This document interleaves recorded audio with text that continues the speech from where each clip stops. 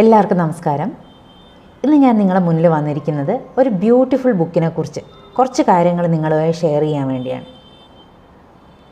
ഈ ബുക്കിനെ കുറിച്ച് പറഞ്ഞാൽ ഈ ബുക്ക് എൻ്റെ ജീവിതത്തിൽ എനിക്ക് ഒരുപാട് എൻ്റെ ഹൃദയത്തോട് ചേർന്ന് നിൽക്കുന്ന ഒരു ബുക്കാണെന്ന് വേണം പറയാൻ വേണ്ടി.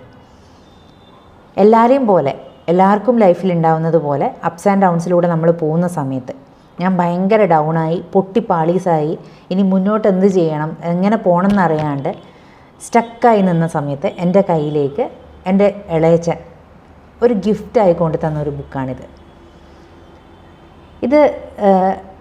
ഈ ഒരു ബുക്ക് കയ്യിൽ കിട്ടുന്ന സമയത്ത് ഇത് ഞാൻ വായിക്കുമോ, ഇതുകൊണ്ട് എനിക്ക് ബെനിഫിറ്റ് ഉണ്ടാവുമോ എന്നുള്ള കാര്യമൊന്നും എനിക്കറിയില്ലായിരുന്നു. ഞാനും വായനയും തമ്മിലുള്ള ബന്ധം പറഞ്ഞാൽ ഞാൻ ഒരു ഭയങ്കര വായനക്കാരിയൊന്നുമല്ല. എൻ്റെ അച്ഛന് കുറേ ബുക്സിൻ്റെ കളക്ഷൻസ് ഉണ്ട്. അച്ഛൻ നന്നായി വായിക്കുന്ന ഒരാളാണ്.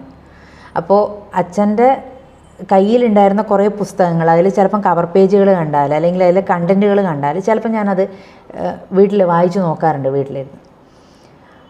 അതിനുശേഷം +2 വരെയൊക്കെ ഈ ഒരു കാര്യം വായിക്കുമായിരുന്നു. അതിനുശേഷം പിന്നെ എപ്പോഴോ കോളേജിലൊക്കെ പോയപ്പോൾ പിന്നെ അതൊക്കെ കുറഞ്ഞു.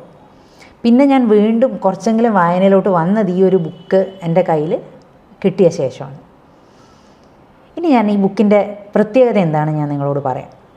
അപ്പം ഞാൻ പറഞ്ഞുവല്ലോ, ഈ ബുക്ക് എൻ്റെ കയ്യിൽ കിട്ടിയത് ഭയങ്കര ഡൗണായിട്ടിരിക്കുന്ന ഒരു സമയത്താണെന്ന് പറഞ്ഞല്ലോ.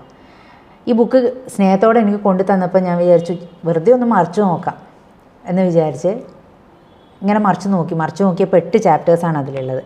അപ്പോൾ ഇതിൻ്റെ കണ്ടൻറ്റ് കണ്ടപ്പോൾ എനിക്കത് കുറച്ച് ഇൻട്രസ്റ്റിംഗ് ആയി തോന്നി. കാരണം എൻ്റെ ജീവിതമായി ആ സമയത്ത് വളരെയധികം, ആ സമയത്തെന്നല്ല ഏത് സമയത്തും നമ്മൾ ജീവിതമായിട്ട് ചേർന്ന് കിടക്കുന്ന, ആരുടെയും ജീവിതമായി ചേർന്ന് കിടക്കുന്ന കുറേ കണ്ടൻസാണ് അതിനകത്തുള്ളത്.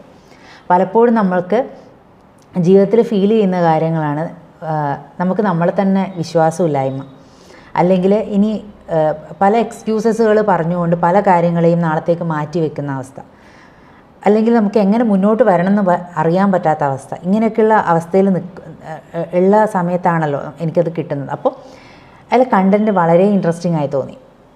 ഇതിൻ്റെ കൂടെ കണ്ടൻറ്റ് മാത്രമല്ല, അതിൻ്റെ ഒരു പ്രത്യേകത കണ്ടത് ഇന്ന് വരെ വായിച്ചിട്ടുള്ള ബുക്കുകളിൽ നിന്ന് വ്യത്യസ്തമായിക്കൊണ്ട് അതിൽ കുറേയേറെ ആക്ടിവിറ്റീസ് നമുക്ക് ചെയ്യാനുണ്ട്. പല ക്വസ്റ്റ്യനുകളും നമ്മളോട് ചോദിക്കുകയും അതിനുള്ള ആൻസറുകൾ നമ്മൾ കണ്ടെത്തുകയും ചെയ്യുന്ന രീതിയിലുള്ള ഒരു ഇൻട്രസ്റ്റിംഗ് ഒരു കണ്ടൻറ്റാണ് ഞാൻ അതിൽ കണ്ടത്. അപ്പോൾ അന്ന് എനിക്കത് എഴുതാനോ ഒന്നുമുള്ള ഒരു ആരോഗ്യാവസ്ഥയിലല്ല. അപ്പോൾ ഞാനതൊന്ന് വായിച്ചു, ഒരു പ്രാവശ്യം വായിച്ച ശേഷം ഞാനൊന്ന് ഓക്കെ ആയി വന്നപ്പോൾ പിന്നെ ഞാനൊരു നോട്ട്ബുക്ക് എടുത്ത് വെച്ച് ഇതിനകത്ത് പറഞ്ഞ ഓരോ കാര്യങ്ങളെ ഓരോ ചാപ്റ്ററിലും 8 ചാപ്റ്റേഴ്സ് ഉണ്ട്, അതിൽ ഓരോ ചാപ്റ്ററിലും പറഞ്ഞിട്ടുള്ള കാര്യങ്ങളെ ഞാനതിൽ എഴുതാൻ തുടങ്ങി. ഒരു നോട്ട്ബുക്കിൽ എഴുതി വെക്കാൻ തുടങ്ങി. അങ്ങനെ ഈ ഒരു ആക്ടിവിറ്റീസ് ഓരോ ചാപ്റ്ററിലും പറഞ്ഞിട്ടുള്ള ആക്ടിവിറ്റീസ് ഞാൻ കംപ്ലീറ്റായി ചെയ്തു എന്ന് വേണം പറയാൻ. ഇനി അത് കഴിഞ്ഞപ്പോൾ എനിക്ക് ഫീൽ ചെയ്ത കാര്യം എന്താണെന്ന് ഞാൻ പറയാം. അതായത് ഞാൻ പലപ്പോഴും മറന്നു വെച്ച കുറേ കാര്യങ്ങളുണ്ടായിരുന്നു എൻ്റെ ഉള്ളിലുണ്ടായിരുന്നു. കാരണം എനിക്ക് ഇന്ന കാര്യങ്ങളൊക്കെ ചെയ്യാൻ പറ്റുന്നോ കഴിവുകളുണ്ടെന്നോ ഒക്കെ മറന്നുപോയ ചില കാര്യങ്ങൾ, ഈ പറയുന്ന കാര്യങ്ങളെയൊക്കെ ഒന്നും കൂടി എന്നെ ഒന്ന് ഓർമ്മിപ്പിച്ച് അതുപോലെ എനിക്കിതൊക്കെ ചെയ്യാൻ പറ്റുന്നുള്ളൊരു കോൺഫിഡൻസ് തന്ന, എന്നെ ഒന്നും കൂടെ എന്താ പറയുക, ഉള്ള ആ ഒരു അവസ്ഥയിൽ നിന്ന് ഒന്നും കൂടെ ഉയർത്തിയ ഒരു മനോഹരമായ ബുക്ക് എന്ന് വേണം the magic of thinking big, David J ഷ്വാർട്സിൻ്റെ the magic of thinking big എന്ന് വേണം പറയാൻ വേണ്ടി. അപ്പോൾ ഇതാണ് ആ ബുക്കിൻ്റെ ഒരു ചുരുക്കം, ഏറ്റവും ചുരുക്കം എന്ന് വേണം പറയാൻ. അപ്പോൾ നമ്മൾക്ക് എല്ലാവർക്കും ഇതുപോലത്തെ സിറ്റുവേഷൻസ് ലൈഫിലുണ്ടാവും. നിങ്ങൾ ഓരോരുത്തരും ഈ ഒരു ബുക്ക് വായിക്കാൻ വേണ്ടി ശ്രമിക്കണം. അത്രയും മനോഹരമാണ് ആ ബുക്ക്. അതുകൊണ്ടാണ് ഞാനത് പറയുന്നത്. ഓരോരുത്തർക്കും അതൊരു യൂസ്ഫുൾ ആയിട്ടുള്ളൊരു ബുക്കായിരിക്കുമെന്ന് ഞാൻ വിശ്വസിക്കുന്നു. Thank you.